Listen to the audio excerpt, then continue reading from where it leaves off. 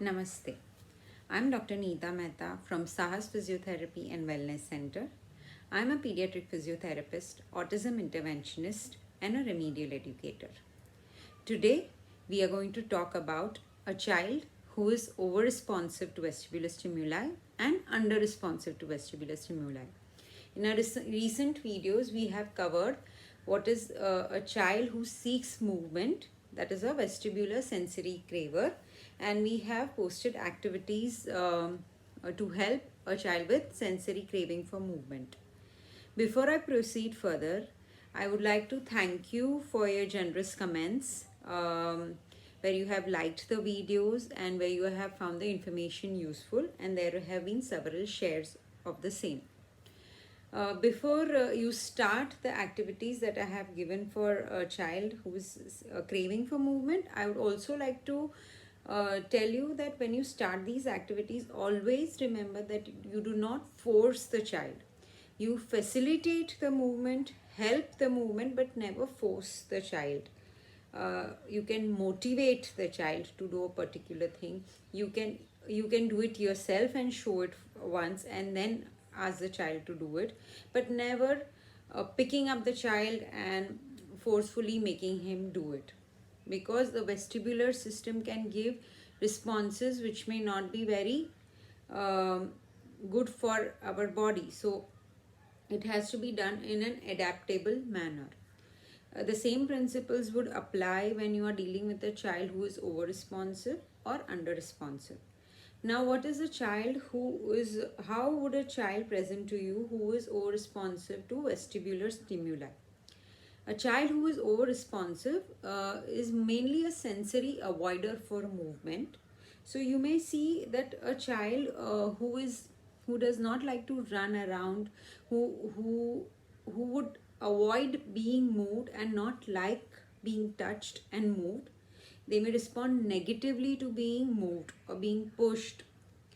There may be overexcitement in their emotion, which we would find odd. Um, it can come up as intolerance to movement and gravitational insecurity.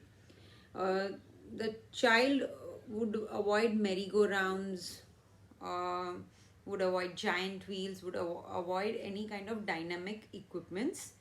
For him, going to the slide, to the swing, uh, to a spinning equipment is not something that is giving him pleasure or any enjoyment, but it is making him anxious. Usually, this child is termed sedentary. They may be sedentary in class, and they may not be really up for any activity that is taking place in the class. An under responsive child, the presentation would be, or before I go to the under responsive child, let me talk about a child who has gravitational insecurity, which is also over responsiveness to movement.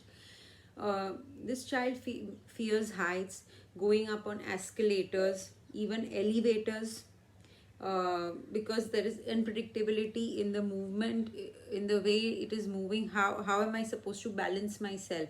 That is a big question that is being asked over here.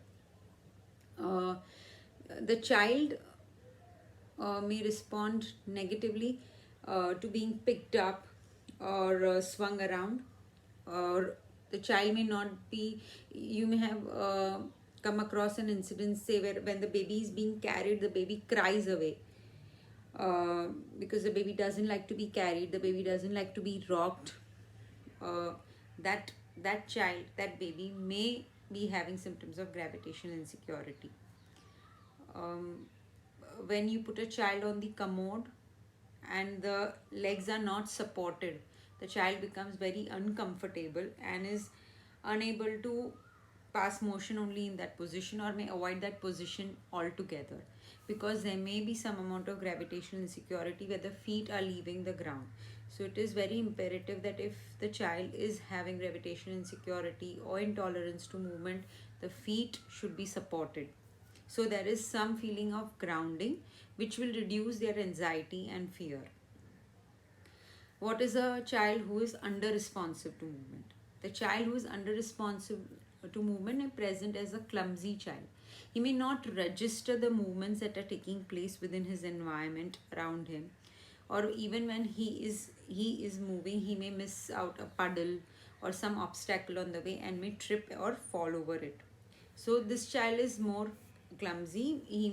He may come across as a lazy child, uh, because he under registers movement and does not feel the need to move until and unless moved. If he is moved, then he may not know when to stop moving. So for example, when you put this child on a swing, he may go on swing for hours and hours and not know when to stop. That is under registration of movement. So the three scenarios we have seen is, one is sensory craver, one is over responsiveness, and one is under responsiveness. The next video that I will make is activities that you need to do for a child who is over responsive and under responsive.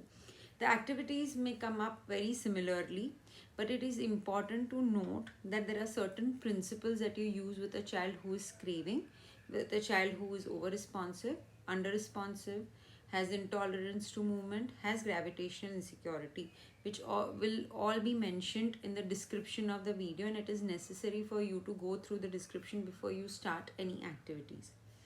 The video on the sensory craver also shows you certain equipments that can be used for calming, which are the compression balls. Then there is a wedge on which a child can sit while doing sitting activities. There is a lap pad which you can put on the child when the child is being seated to and being made to do activities. For now, this should suffice, and I'll be back with more videos for your information. Till then, I would like to know from your end also many strategies that you have followed and you have achieved success within a group setting as a parent or as a teacher. Looking forward to learning, sharing. Thank you very much. And for any queries, please mail on drneeta@sahaspt.in.